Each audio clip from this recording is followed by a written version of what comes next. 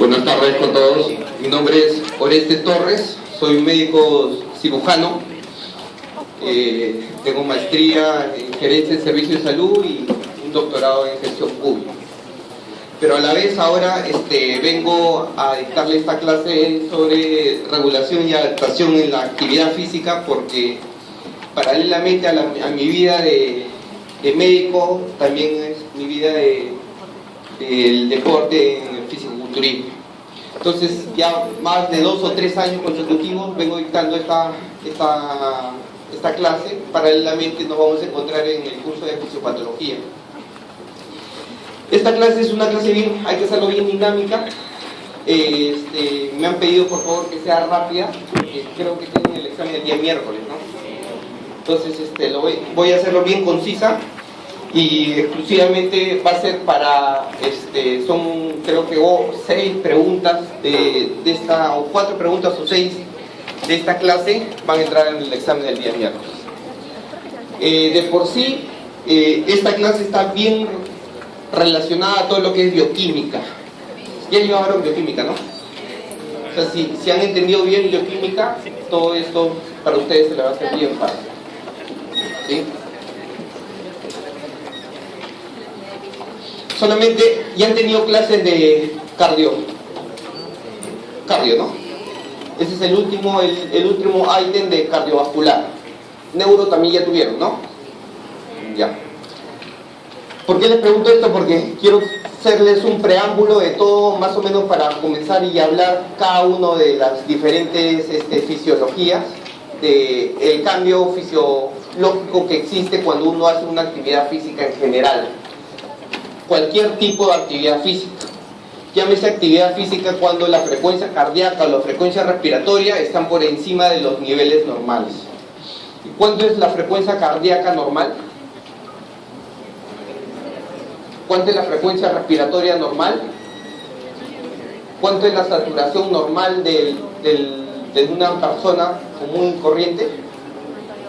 ¿Cuánto? Entonces todas estas preguntas hay que saberlas para saber la diferencial de que existen cuando uno está ante una persona que hace una actividad física o una persona que hace un tipo de deporte. Siempre hay que saber diferenciar quiénes hacen actividad física en general y quiénes hacen algún tipo de deporte, o son deportistas o son atletas propiamente dicho. La persona, ¿a qué le llamas atleta tú? ¿O cómo lo diferencias con una persona o con una persona que hace cualquier tipo de actividad física? ¿Cuál es el concepto que le puedes denominar a ti a una persona que es atleta? ¿Cuánto es diariamente? Esta clase hay que hacerla así, porque si no yo me voy a parar acá 2 horas y al final no es un monólogo, ¿no? Sino es un diálogo entre nosotros. Juan, ¿qué hablamos cuando hablamos de una persona que hace una actividad física constantemente?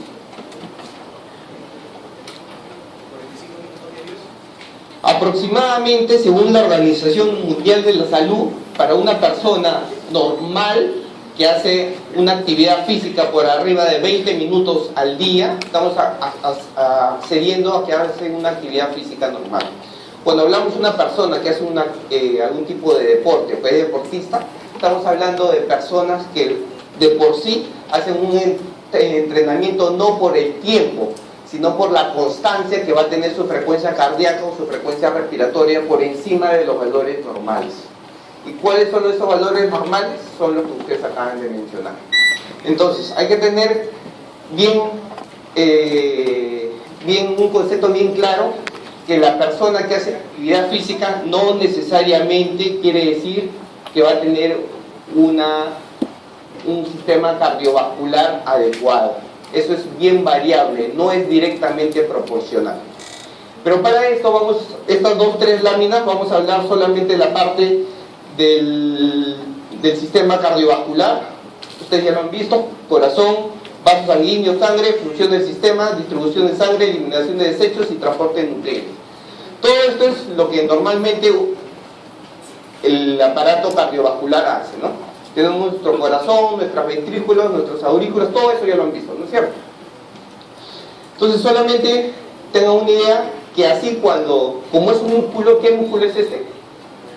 Músculo cardíaco, ¿no es cierto? Ese músculo también se desarrolla. Al desarrollarse ese músculo, ¿por qué se desarrolla? Porque tiene que tener un mayor bombeo, un mayor volumen que pueda bombear, ¿no? Que pueda dirigirse a todo el cuerpo. Es ahí, por eso se desarrolla este músculo. ¿Es bueno o es malo? Depende. Depende del estado, depende de la condición física que tenga la persona, o en este caso el atleta que quiere hacer determinada actividad física. ¿Sí?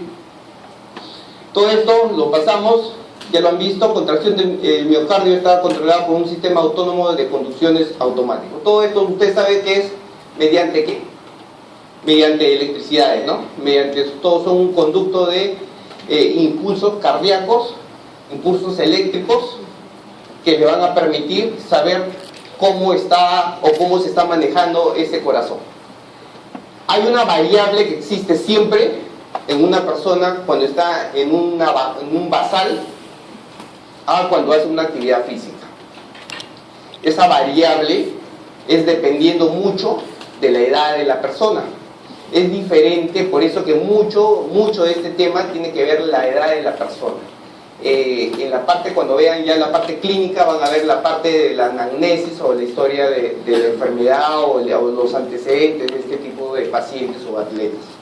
Entonces, siempre relacionen mucho el corazón con la edad del paciente o la edad del atleta. Ustedes siempre van a ver pacientes, no van a ver enfermedades. Entonces, cada enfermedad o cada paciente son totalmente diferentes. Todo lo que ustedes puedan leer en los libros es un reflejo de lo que probablemente puedan ver en el paciente, pero no necesariamente va a ser así. Eso siempre tenganlo presente, ¿sí? Otro control extrínseco de las actividades, acuérdense mucho de este sistema nervioso simpático, ¿no? ¿Qué hace el simpático? Pero ¿cuál es la diferencia con el parasimpático? ¿Qué hace el simpático que no hace el parasimpático? ¿Ah? ¿Qué hace el simpático? ¿Aumenta o disminuye? Aumenta, ¿no? Siempre, acuérdense siempre que el simpático son directamente desarrolladas o va directamente proporcional es autónomo. Entonces, ¿qué quiere decir esto? Que es un impulso o un instinto que tiene a nivel del sistema nervioso central, que va a desarrollar que tenga una actividad física, o que va a desarrollar que este impulso, esta frecuencia se eleve o disminuya. Así como hay el simpático, también existe este parasimpático. Este parasimpático hace todo lo opuesto, pero no necesariamente, acuérdense, no necesariamente que este simpático o esta parte simpático quiere decir que solamente va a aumentar la frecuencia cardíaca. Muchas veces en muchas enfermedades o incluso en la muerte súbita, que sucede no comúnmente, pero tengan presente que sucede, en esta muerte súbita este simpático no actúa de esa manera, sino actúa de una manera directamente proporcional. Entonces todo lo opuesto, ¿sí? Estos los vasos sanguíneos, arterias, arteriolas, capilares, vénulas, cómo se maneja, ¿no? Desde el impulso que sale de sus aurículas y sus ventrículos hasta todas las partes arteriolas que tenemos en todo el cuerpo humano. Esto sí, siempre acuérdense o tengan presentes los porcentajes que existen en las partes coronarias, en los riñones, en el cerebro, en la piel, que ustedes lo van a poder ver en su Byton, en su Gannon, en sus libros que normalmente están llevando en este curso. Solamente para tener presente que este 55% corresponde a plasma y un 45% corresponde a las células de sangre. ¿Por qué les digo esto?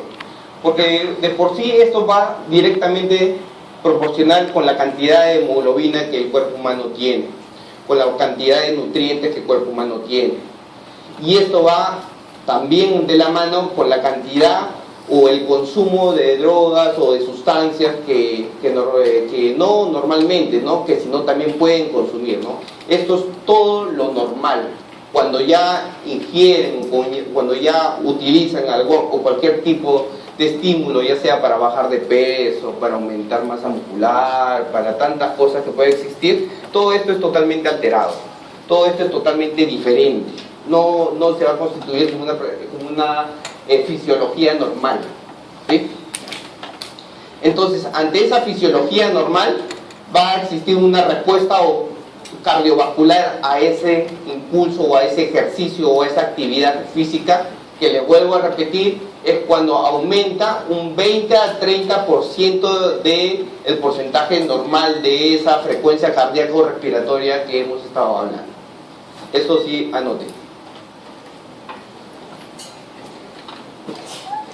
Entonces, como resumen, les dije que había una relación directa de la edad, relación directa con la resistencia aeróbica, con la flexibilidad, velocidad, fuerza y resistencia anaeróbica. Todo esto va de la mano con la salud, con la capacidad que tiene la persona para desarrollar una actividad física. Por eso que nosotros cuando comenzamos, o todos ustedes cuando hacen algún tipo de ejercicio, tienen un periodo. ¿A qué le llamo de periodo? Tienen una edad para hacer determinado deporte. Por ejemplo, digo, ya sea en la natación, en gimnasia o en cualquier tipo de ese tipo de deporte que sea dinámico, tienen una edad para poder ser potencialmente exitoso. Pero hay otros deportes como por ejemplo los maratonistas, los fisiculturistas, lo que hacen los fitness, lo que hacen cualquier tipo de otro tipo de actividades, otro tipo de contracciones musculares, están relacionados también con la edad, ¿no? Entonces, no necesariamente al tener más edad vas a poder tener mejor rendimiento o mejor resistencia aeróbica. Eso va de acuerdo con tu capacidad residual que tengas, con tu capacidad actividad que tenga, con la capacidad del volumen sanguíneo que el corazón pueda emitir por frecuencia o por minutos. ¿Sí? ¿Alguna pregunta hasta acá? ¿Sí? Seguimos. Entonces, acuérdense estos dos tipos de movilidad articular, ¿no? Si pueden, anótenlo, la dinámica o estática. Ahí voy a dejar la diapositiva, ¿no? La dinámica y estática, activa o pasiva. Esos tipos de movilidad son de acuerdo al tipo de contracciones musculares que nosotros vamos a poder tener. Ese tipo de contracción muscular va acorde con el tipo de deporte que nosotros vamos a elegir o que nosotros estamos realizando. Y eso va de la mano con la frecuencia cardíaca, la frecuencia respiratoria que puede llegar a tener esa persona. Es diferente un deportista, un maratonista, su fisionomía es totalmente diferente, es diferente a una persona que hace un tipo de deporte de contacto como karate, como jiu-jitsu, como taekwondo, como lo que fuese. Entonces la frecuencia o el tipo de músculo o el tipo de fibra muscular que va a tener va a ser totalmente diferente.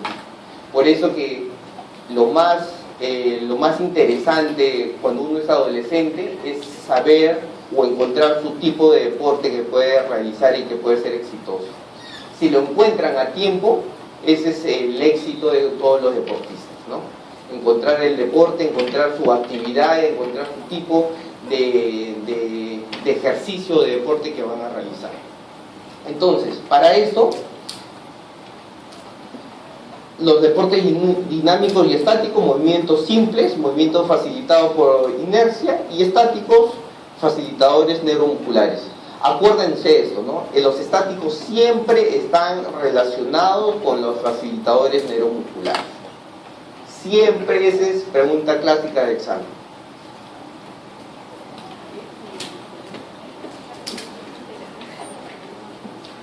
Las diferencias, los ejercicios estáticos consisten mejores resultados que los dinámicos, no siempre, pero sí el porcentaje es de 2 a 1. Los ejercicios dinámicos son necesarios para mejorar la eficacia deportiva. Este tipo de ejercicios dinámicos son en general cualquier tipo de actividad física que cualquier persona puede realizar. Lo único que hay que tener presente acá es la frecuencia respiratoria, no cardíaca, sino la frecuencia respiratoria puede aumentar hasta en un 30-40%. Solamente la frecuencia respiratoria, no la cardíaca. Esa respuesta cardiovascular durante el ejercicio, pues, que va a dar una entrega de nutrientes, eliminación de desechos, control de temperatura y control de pH. ¿Por qué les menciono acá? Lo más importante es este control de temperatura. Ustedes saben que cuando uno hace una actividad física, de por sí va a aumentar la temperatura corporal que tiene el cuerpo humano.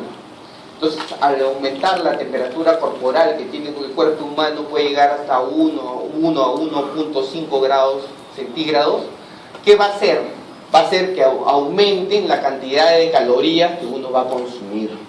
Va a hacer que aumenten esa glucólisis que uno tiene, ¿no es cierto?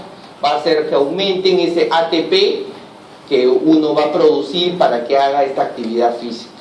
Entonces, desde que tiene su glucosa 6-fosfato y termina hasta el ATP, entonces en todo ese proceso que han llevado en bioquímica, al final ese ATP va a hacer que aumente este control de temperatura, va a hacer que aumenten esa temperatura corporal que tiene el cuerpo humano.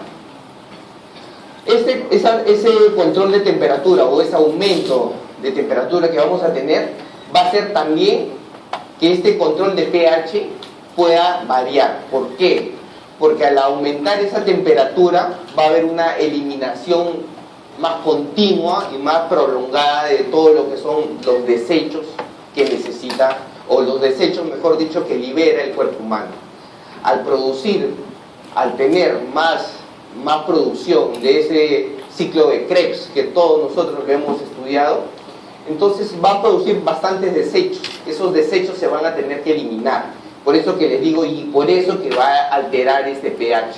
Solamente por ese desbalance o ese aumento de la producción o ese aumento de fuga de desechos, no por otra cosa. Entonces, este control de temperatura, ya hemos mencionado, la eliminación de desechos y entrega de nutrientes. De por sí, en la hora que hacemos cualquier tipo de actividad física, va a haber un cruce entre la actina y la miosina, ¿no es cierto? La actina y la miosina son dos fibras musculares que nosotros tenemos y que va a hacer que éstas comiencen a entrelazarse de una manera más rápida, más cruda, más rápida, muchísimo más rápida.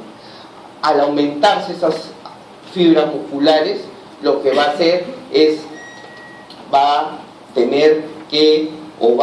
a tener que, o el organismo a nivel del sistema hipotálamo va a asumir que va a tener que tener más consumo de ese ATP. Entonces, por ejemplo, cuando uno hace una actividad o cuando se rompe esta fibra muscular, eso es lo que se llama la hipertrofia muscular. Eso es lo que hacen algún tipo de actividad física con esa hipertrofia muscular. Cuando esta actina y miosina de por sí se libera, no se rompe.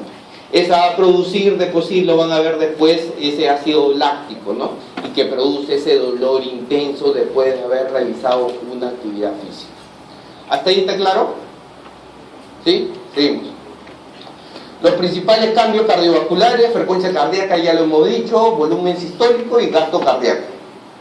Acuérdense, si se acuerdan de por fisiología normal, en su examen van a deducir lo demás. Lo más interesante, y como regla le dijo, que ustedes tienen que entender estas clases, ustedes tienen que entenderlas. Si entienden y no las memorizan, van a poder salir exitosos. Y esto de fisiología y de fisiopatología son básicos en toda la clínica que van a tener de acá a los 4 años que se les vienen. Estudien bien este curso, ese es el mejor consejo que le doy. Fisiología y fisiopatología, todos los demás cursos también son importantes, no les digo que no, pero estos son los del día a día y van a poder entender todas las enfermedades que el cuerpo humano tiene o que el cuerpo humano pueda obtener, ¿no? Pero para eso tienen que aprender la fisiología normal. Si no aprenden la fisiología normal, sencillamente no van a poder entender nada de lo que se les viene. Todo lo que hasta la misma anatomía, la misma histología, todos los demás cursos son complementos, les va a ayudar. Pero esto es el ABC del médico que lo va a ver día a día. Por eso esto estos cursos, este curso, Fisiología, entiéndanlo. No lo memoricen, sino entiéndanlo. Entonces, número 1, número de pulsaciones del corazón, 1 a 1 minuto. Esto controlado por el sistema nervioso autónomo. El simpático que les dije aumenta, el parasimpático que lo inhibe. Y la intensidad baja del ejercicio aumenta en la frecuencia cardíaca, ¿no? Es el responsable que aumente esta entrega de sangre hacia todos los tejidos. A medida que aumenta la intensidad del ejercicio, mayor es la frecuencia cardíaca.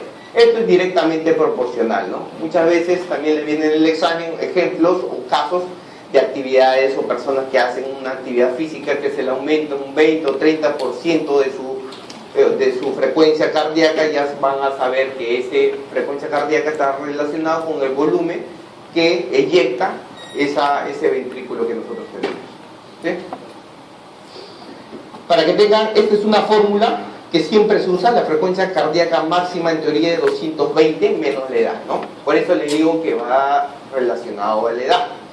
La frecuencia cardíaca también otra manera es hallarla de 208 menos entre paréntesis 0.7 por la edad.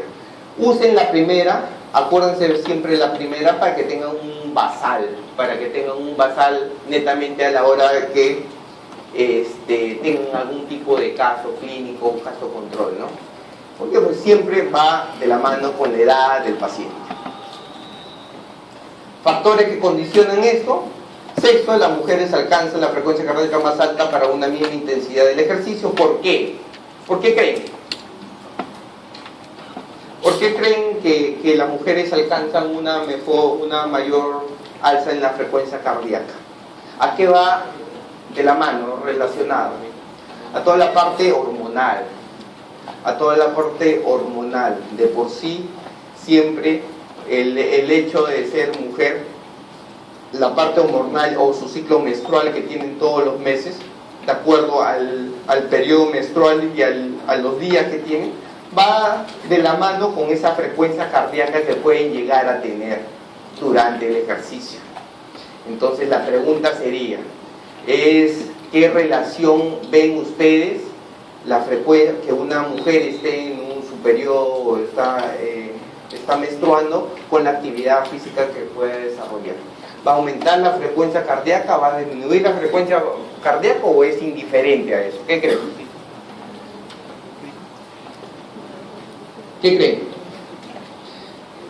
¿Qué hormona tiene más la mujer que no tiene el hombre?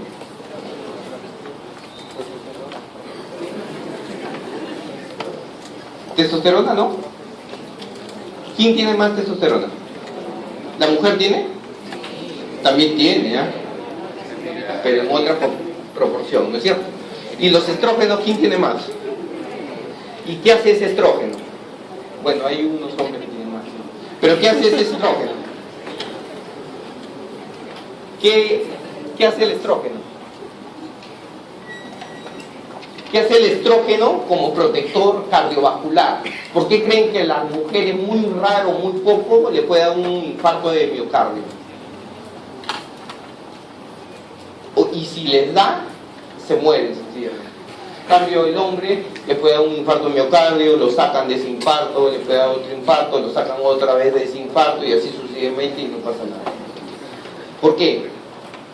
¿Qué tiene el estrógeno que no tenga, o bueno, qué tiene la mujer con ese estrógeno que hace diferente al hombre?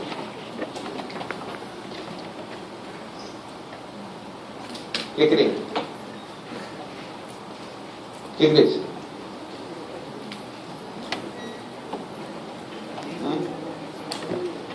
¿O han escuchado ustedes que mujeres le dan un infarto y salen, ¿no? Es muy poco probable que una mujer, ¿no? O sea, de 10 mujeres, una puede salir de un infarto de miocardio, a diferencia de los hombres, ¿no? Entonces, ese protector que tiene es fundamentalmente se desarrolla y va desarrollado a nivel del sistema cardiovascular.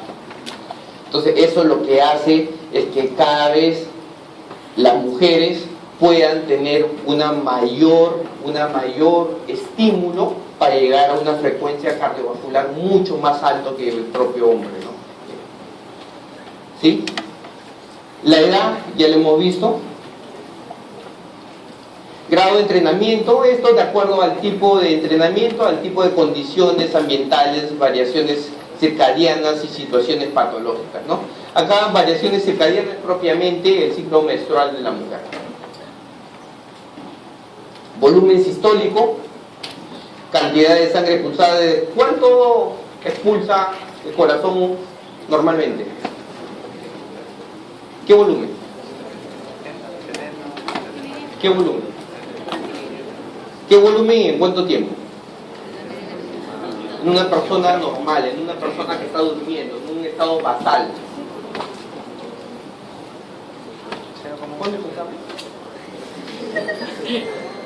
¿Cuánto?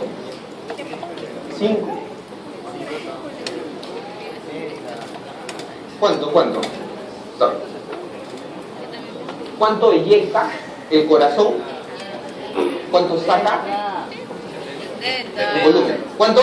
70, ¿no es cierto? Ya. Cuando uno hace una actividad física, eso se puede hasta triplicar. Pero va a triplicar de acuerdo a esa frecuencia cardíaca. ¿No es cierto? Mira, ni siquiera están en clase que acá estaban, ¿no? Acuérdense, ¿ya? Se puede hasta triplicar, pero eso está de la mano de esa frecuencia cardíaca que puede tener la persona o el atleta, ¿sí? Ese volumen, ese aumento de volumen sistólico va a aumentar la frecuencia cardíaca y va a aumentar ese llenado ventricular, ¿no? Esa ley de Frank-Starling. ¿Qué dice la ley? Eso sí lo han visto.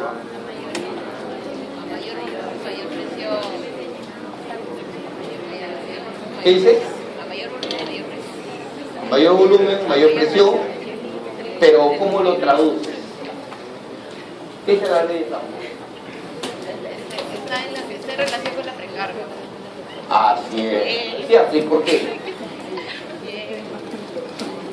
¿Por qué? ¿Cuál es lo opuesto a esta ley? ¿Cuál es lo opuesto a esta ley? Ya, ¿y qué dice la ley de Frank?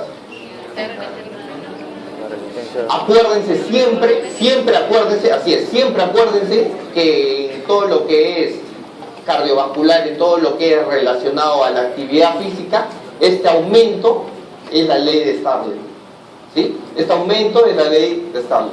Siempre va de la mano, esa es fisiología normal. Cuando el ejercicio es muy intenso, ese volumen experimenta un descenso por un acortamiento de esa fase diastólica. ¿Qué quiere decir? Que cuando ese volumen o esa actividad física que nosotros vamos a realizar, esa frecuencia cardíaca ya se eleva por encima del 50%, ojo, todo esto siempre se maneja por porcentaje, del 50% va a existir un acortamiento de esa fase diastólica. Eso anote. ¿Por qué? Porque si no, ese corazón ya no va a poder seguir bombeando de una manera coherente, de una manera constante, ¿sí? Esto es solamente para que tengan el volumen y la intensidad, ¿no? Eso es lo que dice la ley, ¿no? Mayor volumen, mayor intensidad de eyección que pueda tener. Gasto cardíaco, frecuencia cardíaca, volumen sistólico, que ya lo hemos visto, y esto va de la mano con el volumen de eyección que va a tener ese ventrículo corazón. Ante todo esto, ¿cómo se va a adaptar este cuerpo o este corazón a esta actividad física? Esto es como solamente, acuérdense, que va a producir siempre una cardiomegalia. Cuando ustedes hagan un holter, un test de esfuerzo, ¿eso lo han visto? Sí lo han visto, ¿no? Test de esfuerzo, holter, esas actividades o esos procedimientos para saber o para valorar qué tan bien está funcionando tu corazón, de por sí, la parte de antecedentes o la parte de anamnesis que ustedes le van a tener que preguntar a la persona o al paciente o al atleta, de por sí va a haber una cardiomegalia. Pero esa cardiomegalia no va a estar relacionada con algún tipo de patología, sino va a estar relacionada con la actividad física que ha tenido como antecedente.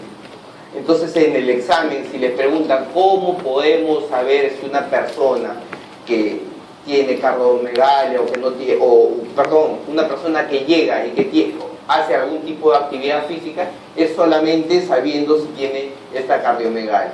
Esta cardiomegalia, ¿cómo se mide? ¿Cómo diagnostican una cardiomegalia? ¿Cómo creen? ¿Megalia qué es? Aumento, grande. ¿No es cierto? Entonces, ¿cómo diagnostican? ¿O qué le piden ustedes para saber si tiene una cardiomegalia? O al ojo, no me le dicen. Una radiografía puede ser, ¿no? Te puede ayudar bastante, ¿no? Pero más puntual, un eco, ¿no es cierto? Te puede ayudar más aún, ¿no? Entonces, casi siempre o de por sí el cardiólogo o la persona dedicada a esto te va a pedir una plaquita de tórax que va a ser referencial y de ahí te va a pedir una eco, ¿no? Para saber el volumen de eyección, el volumen de distensión, el volumen de distancia, todo el volumen que va a tener este corazón a la hora de funcionar. Consideraciones fisiológicas: durante la actividad física el sistema cardiovascular tiene que adaptarse para mantener un aporte de oxígeno adecuado a la demanda. A medida que esta actividad o que este corazón comienza a funcionar mucho más rápido, comienza a bombear más, de por sí va a estar relacionado con el sistema respiratorio. Todavía no lo ven, ¿no? Bueno, nosotros tenemos este sistema respiratorio que por sí tiene volúmenes también, pero son volúmenes de aire, volúmenes ideales, volúmenes de reserva, bastante tipo de volumen.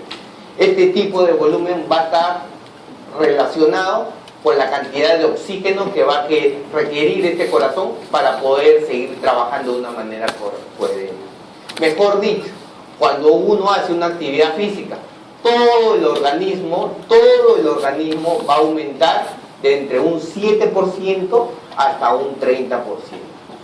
Todo el organismo se va a comenzar a alterar, va a haber mayor contracción, va a haber mayor, de repente, fatiga muscular, va a haber una mayor frecuencia cardíaca, va a haber una mayor frecuencia respiratoria, va a haber un aumento de temperatura, va a haber toda la fisiología se va a alterar, pero se va a alterar para adecuarse a esa actividad física que va a desarrollar la persona. El problema es que cuando tanta actividad física hace la persona, que el cuerpo no se puede adaptar.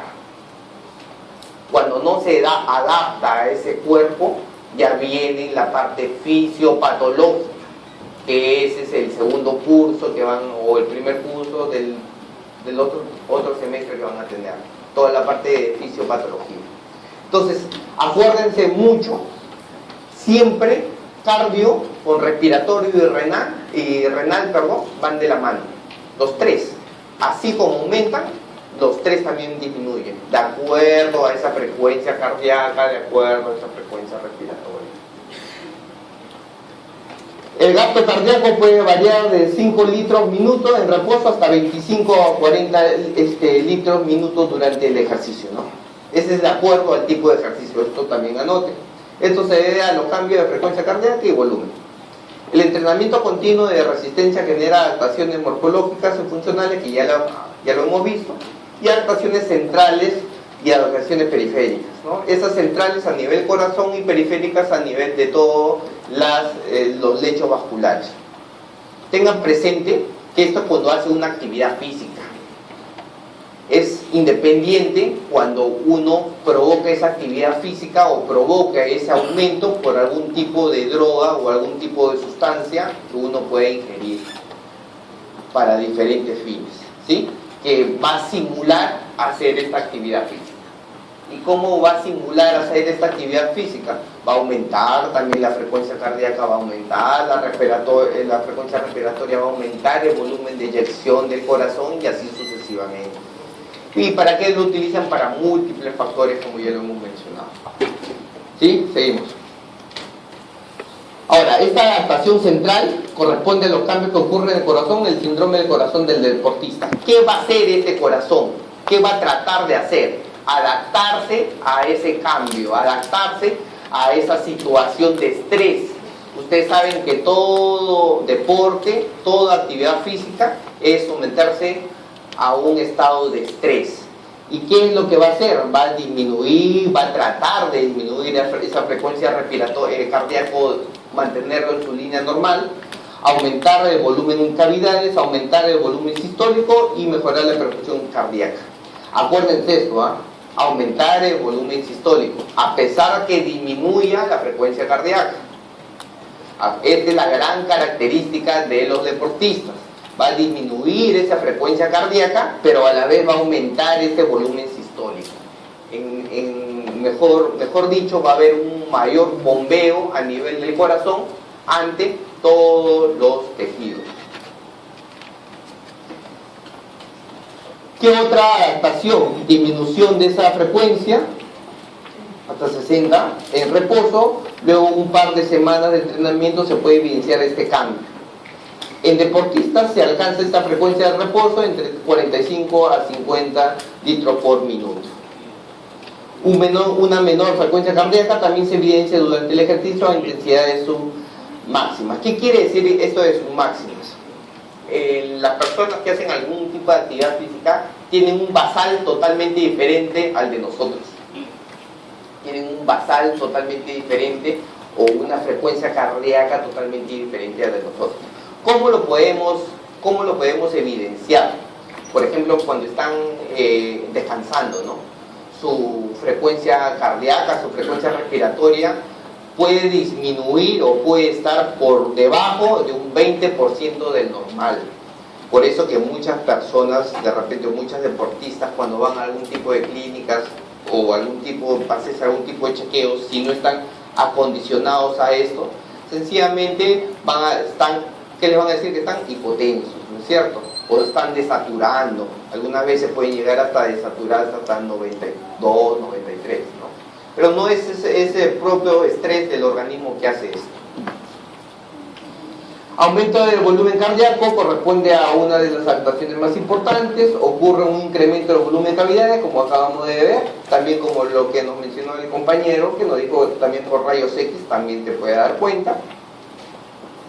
Aumento del volumen cardíaco, aumento de la cavidad cardíaca que produce un aumento del volumen sistólico. Acuérdense siempre, todo lo que estaba hablando en la clase va de la mano con este volumen sistólico, nada con el volumen diastolítico, absolutamente nada. Aumento del grosor de esas paredes, eso es lo que hace que probablemente también cuando así como desarrollas este corazón, haces una cardiomegalia, también puedes aumentar engrosar esas paredes y lo que hace que está más propenso a tener un infarto de miocardio. Pero ¿cuándo? Cuando dejas de hacer ese tipo de deporte por un tiempo prolongado. Por eso que ahí es donde se vienen las muertes súbitas, que también está de la mano de la parte genética, ¿no es cierto? Pero también va de la mano con este engrosamiento de estas paredes a nivel del corazón. Mejora la perfusión cardíaca. ¿Qué quiere decir esto? Que va a haber se ha demostrado que el entrenamiento aeróbico produce un incremento del flujo sanguíneo a nivel del músculo cardíaco, sumado a un aumento del número de capilares. Esto mejora la entrega de CO2 y sustratos energéticos, fundamentalmente de ATPs, ¿no es cierto? Y este ATP va de la mano con esa hemoglobina que nosotros sabemos que se distribuye a nivel de todo el torrente sanguíneo. Y esto va de la mano del hierro. Entonces, por eso que algunas veces también al aumentar esta actividad física va a haber una más dependencia, va a haber un más aumento de este consumo de este hierro que necesita el cuerpo humano para tratar de transportar todos los micronutrientes o macronutrientes que tiene durante todo el cuerpo. Se produce también un aumento de depósitos de glucógeno, fundamental ¿dónde? A nivel de músculo, ¿no es cierto? No hepático, sino músculo. ¿Cuánto es la proporción de 4 veces 1? 4 para el músculo y 1 a nivel hepático. Ahí viene lo que les dije, la muerte súbita, menor de 45, cardiopatía hipertrófica, ese por el engrosamiento de las paredes, también puede haber por una cardiopatía isquémica, alteración de coronarias, puede ser por un proceso genético, ¿no? Genético fundamentalmente. Aumentado el grosor, que ya les mencioné. Va de la mano con la cardiopatía hipertrófica, es la causa genética que bien les dije, y tiene una incidencia de 1 a 400.000 personas, ¿no? Es muy raro, pero siempre hay que tener presente. Fundamentalmente la proporción es de 3 a 1, ¿no? Hombre 3, mujeres 1, ¿no? Con más incidencia es en los hombres. Desacondicionamiento, disminución de la frecuencia cardíaca, aumento del volumen sistólico, mejora de la perfusión cardíaca. Todo lo contrario a la actividad física, ¿no? Una interrupción temporal de todos los estímulos que causan estas modificaciones produce una regresión de las variables. En general, de todas las variables que pueden existir, sea excepción de la edad, ¿no? Sea la frecuencia cardíaca, sea la temperatura corporal, sea el pH de la persona y la saturación que tenga esa persona en ese momento. Otros estudios también demuestran esta actividad, este volumen sistólico paralelamente también puede ir bajando, por eso que no es bueno cuando uno hace una actividad física parar de una manera bruscamente, ¿no? Siempre tiene que tener un periodo de descenso que sea de una manera progresiva y paulatina. Esperanza de vida, se ha demostrado que las actuaciones cardíacas asociadas a la enfermedad conducen una mejor calidad de vida durante los años. Disminuiría la fatiga, disminuiría la mortalidad de cardiopatía y disminuiría la presión arterial. Ahora, mucho tienen que ver o tienen que tener presente, les vuelvo a repetir, la edad de la persona y el tipo de actividad física que va a desarrollar esta persona. Entonces, los ejercicios, pónganse con pesas o con algún tipo de movimiento de masa que están relacionadas a la edad, a mayor edad de esto es contraproducente, ¿no es cierto? Siempre tiene que haber, lo ideal es que vaya de la mano con un ejercicio aeróbico que pueda tener esta persona, este paciente o esta atleta, ¿sí? En relación a la circulación periférica y a la presión arterial del ejercicio, el sistema muscular durante el ejercicio es necesario que aumente un importante porcentaje de sangre que se dirigía a los músculos, ¿no? Fundamentalmente a los músculos más grandes. ¿Cuál es el músculo más grande? ¿Cuál es el músculo más grande? ¿Quién llevó? ¿Cuál es el músculo más grande?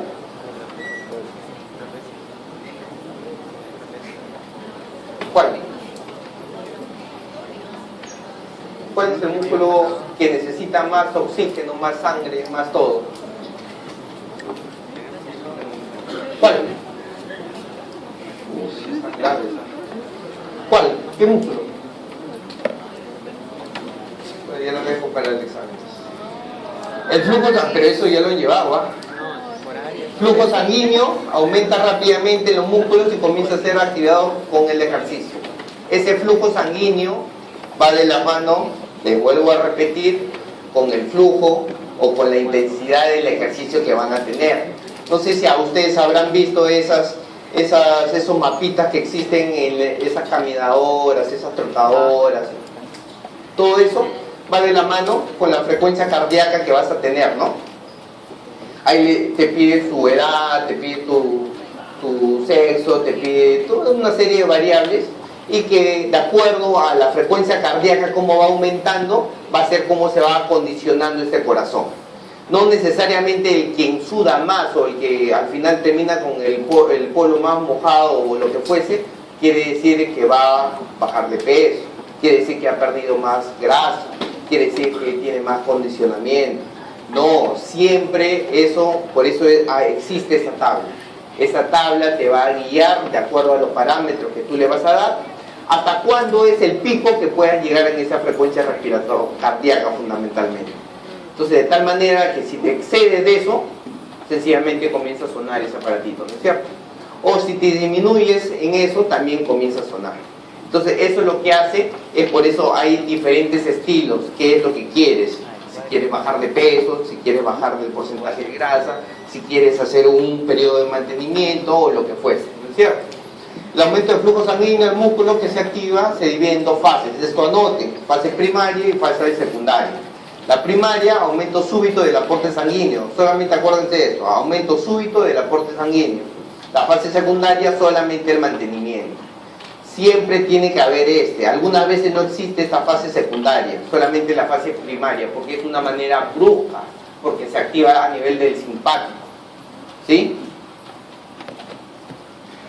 ¿Cuáles son las sustancias que van de la mano con esta actividad física? Potasio, sodio, ATPs, óxido nítrico y lo demás, ¿no? Pero acuérdense fundamentalmente, acá me olvidé de ponerlo, el potasio y el sodio. Esa relación de potasio y sodio es crucial y fundamental para el deportista. ¿Por qué? Porque en la parte de fisiología, esa celulita, ese desbalance o esa desproporción que tiene entre el sodio adentro y el potasio afuera y viceversa, va a hacer que haya una homeostasis total del cuerpo humano. Eso anoten, que exista una homeostasis total. Ese sodio 140, igualito, tiene que haber una proporción para que si se rompe esa proporción, comienzan a actuar o comienzan a usarse los neurotransmisores para tratar de regular eso.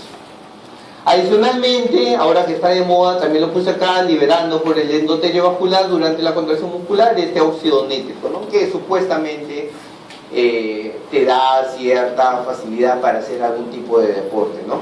Pero también a la larga también te puede ser contraproducente para eso.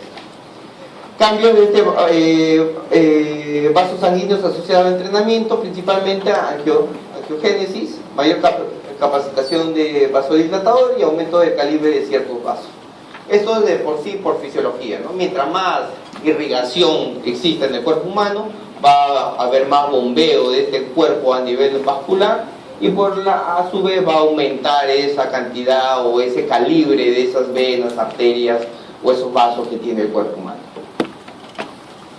Presión arterial se ve incrementada cuando realizamos el ejercicio, sí, ¿cuánto? Hasta un 20-25%, pero como consecuencia del entrenamiento aeróbico la presión arterial desciende en el estado de reposo. Eso es natural. El problema es cuando te midan la presión, hagas ejercicio, dejes de hacer ese tipo de actividad física, te vuelven a medir la presión, va a tener que descender. El problema es cuando no desciende, o el problema es cuando se demora en ese descenso, no se puede demorar, lo normal es hasta 10 a 15 minutos.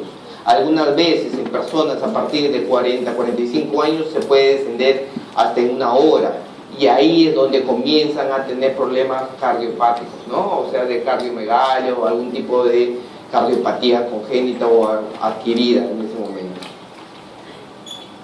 Respuesta ahora a nivel pulmonar, como les dije, aumenta este intercambio de oxígeno y el CO2, aumenta el control del pH, que fundamentalmente es el bicarbonato. Durante el ejercicio contribuye a la oxigenación de los tejidos, aumentando este ingreso de oxígeno. Esto anoten, ¿no? Aumentando este ingreso de este oxígeno. Aumenta la frecuencia cardíaca, aumenta la producción, aumenta el ingreso de oxígeno. Eso es directamente proporcional a toda la fisiología del cuerpo humano. Anoten también esta formulita: volumen respiratorio, frecuencia cardíaca como volumen de concentración, ¿no? 6 litros por 12 por... Esto solamente que tengan como referencia cómo lo manejan los fisiólogos o los emergenciólogos, ¿no? ¿Cuáles son estas adaptaciones pulmonares? Incremento del consumo de oxígeno, mayor eficiencia muscular respiratoria, descenso de esa frecuencia respiratoria que queremos y optimización de este oxígeno de oxígeno en sangre. Esto es lo fundamental y lo que se quiere, ¿no? Para no desaturar. Tengan presente que mucho va de la mano con esto que es la saturación del cuerpo humano, ¿no? La saturación de una persona que está haciendo algún tipo de deporte, que es un indicativo y que ustedes tienen que tener presente que cuando uno hace una actividad física puede llegar a saturar 100%, sí puede llegar, pero cuando deja de hacer esa actividad física puede llegar hasta desaturarse al 92, 93%, que no necesariamente quiere decir que la persona tenga algún tipo de patología o está descompensada. ¿Sí? ¿Alguna pregunta? ¿Todo está claro? Suerte en tu examen.